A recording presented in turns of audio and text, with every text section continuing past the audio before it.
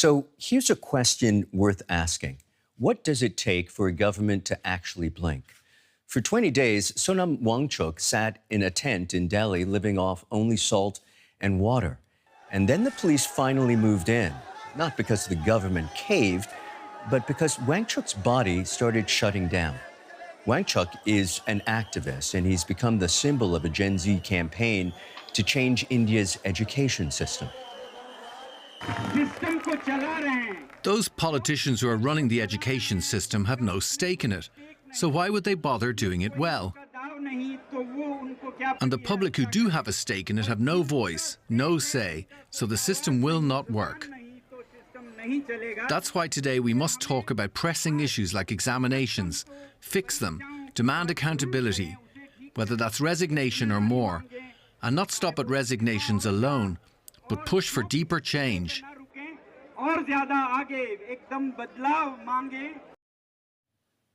Sonam Wangchuk was fasting in support of the Cockroach Janta Party, a parody political party created by students.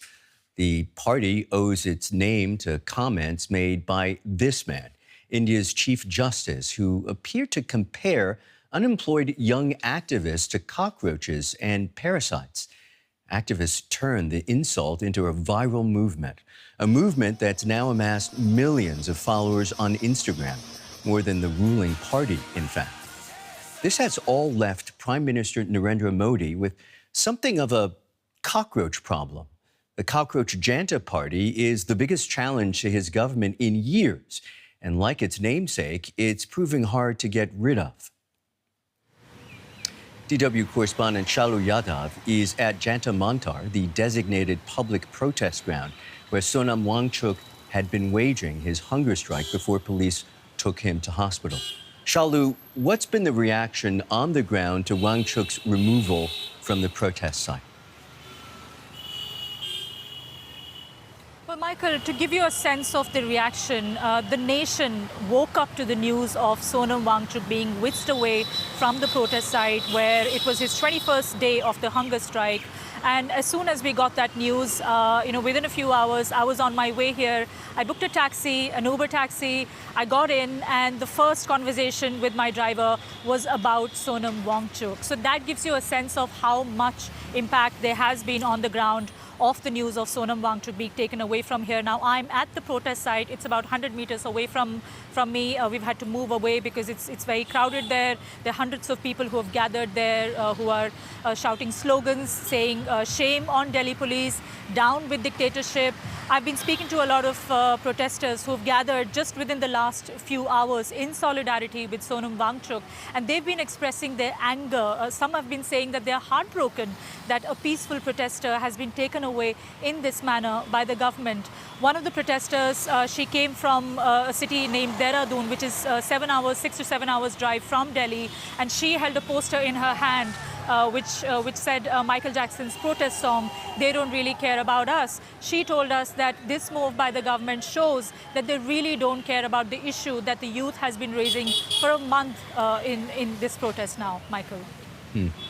My understanding is that this happened in the early hours today when plainclothes police crashed into the protest to remove him, essentially. Tell us how it all unfolded.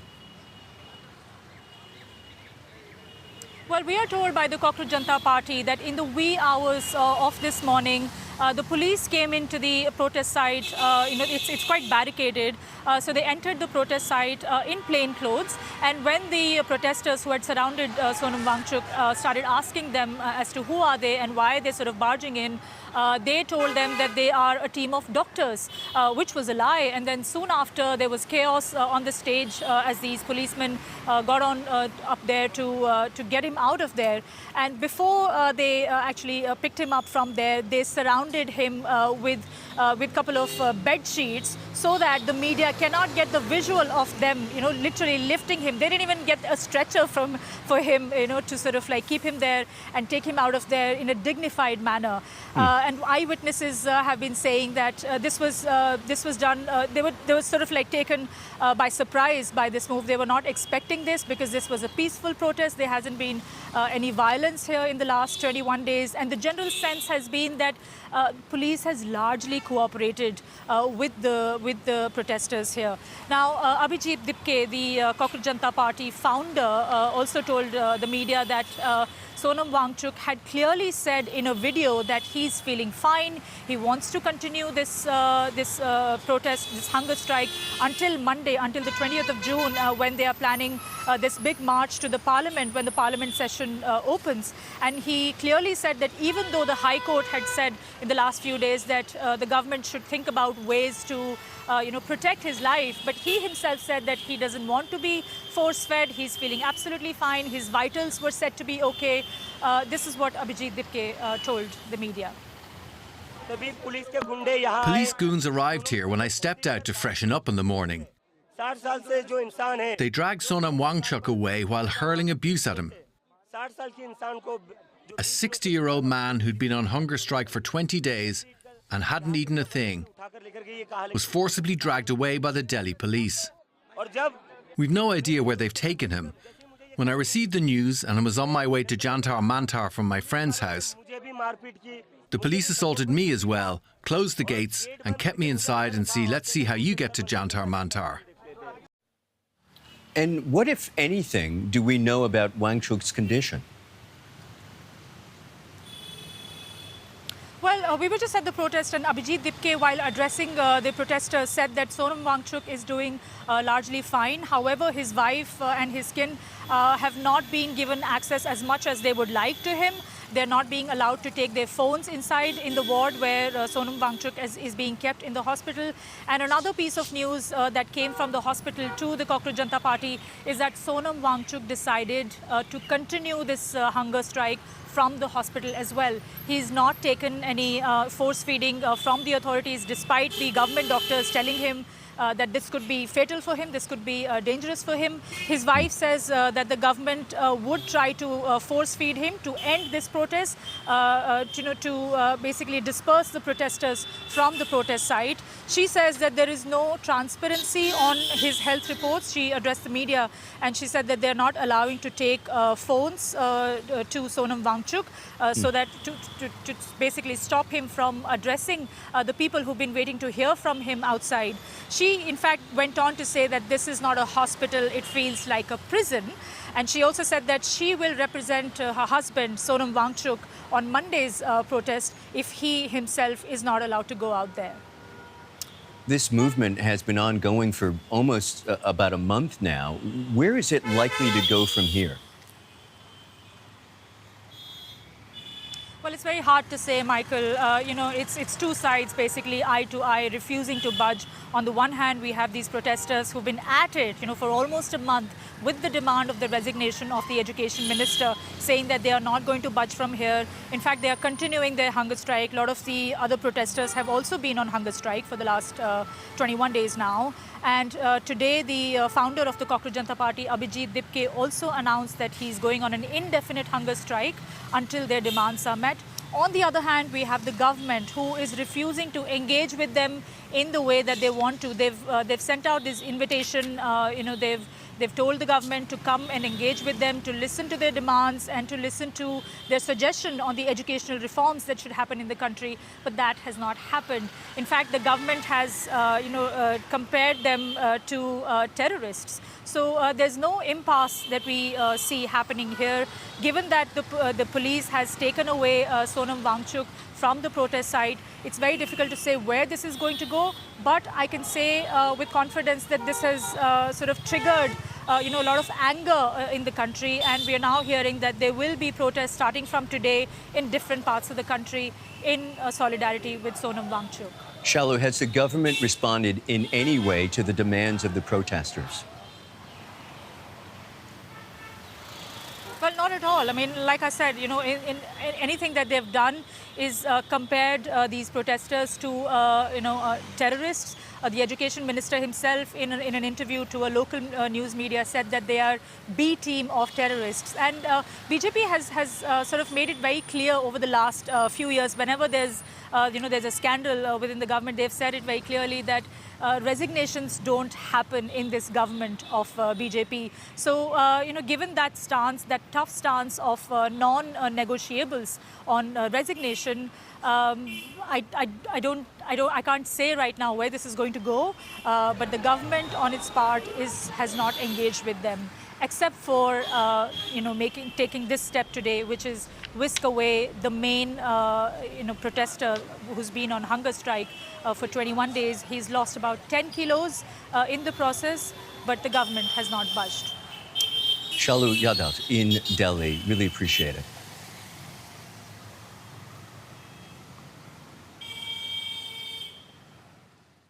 Ravikant Kasina is a researcher and author of the book Meet the Savannas. He joins us from Delhi. His expertise lies in cultural studies and ethnographic research grounded in critical caste studies. He's also closely associated with grassroots organizations which work with students from oppressed caste and tribal backgrounds. Ravikant, Sonam Wangchuk isn't a politician. He's an educator and a monk-like figure with real moral authority in India. Does his hospitalization actually cost the government politically, or does India's political class simply not fear hunger strikes the way it used to? I think it does affect the government politically, which is the entire reason. His hospitalization has not been voluntary. He's been taken by the state police into the hospitalization, into the hospital. I think there is definitely an effect politically, which is because the protest was coalescing into something bigger. There's a bigger citizens' march, which was planned in a couple of days. And I think this was an attempt to sort of do damage control before it really spiraled out of control. So clearly the government is affected and worried and taking note.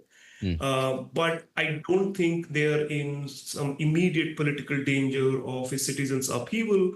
And that's why they've taken this sort of a route. As you know, the CJP started as satire, a joke about being called cockroaches. Now its founder is on his own hunger strike and its figurehead is in a hospital bed. At what point does a satirical movement evolve into a real political force or burn out from taking itself too seriously? I think that's a question that we are all looking for an answer to, because it's still yet to be, it's still playing out in front of us. What's happening fundamentally is that there is real anger and there is real frustration among large sections of Indian youth. Jobs are shrinking, education sector is not at its best. There are lots of very real structural problems. And that is what kind of the anger that the satire movement tried to tap into.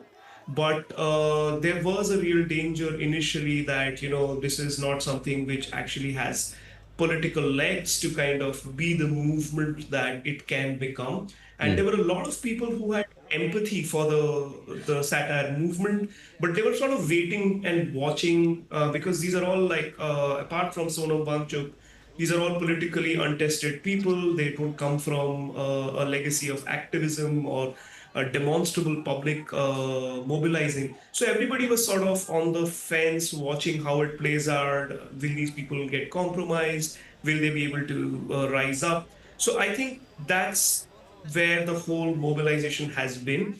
It's interesting. The movement runs almost entirely in Instagram and youth anger about a broken exam system. Is that enough to build a viable alternative in Indian politics? Or is it a phenomenon that has no real path beyond occasionally going viral? So yes and no. By itself, the exam leak may not be enough to build a very big mass movement, but we have to first understand how important higher education is in this entire equation.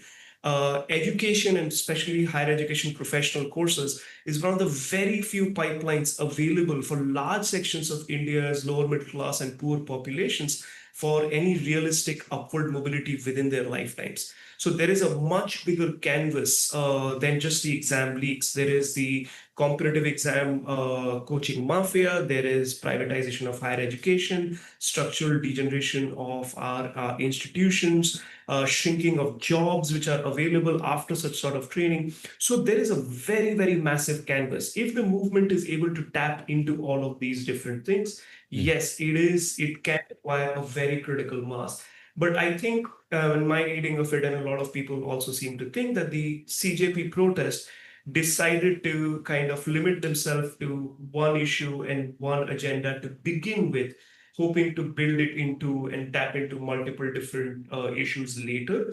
And they've time and again said that, we're just starting here. This is not the end of it all.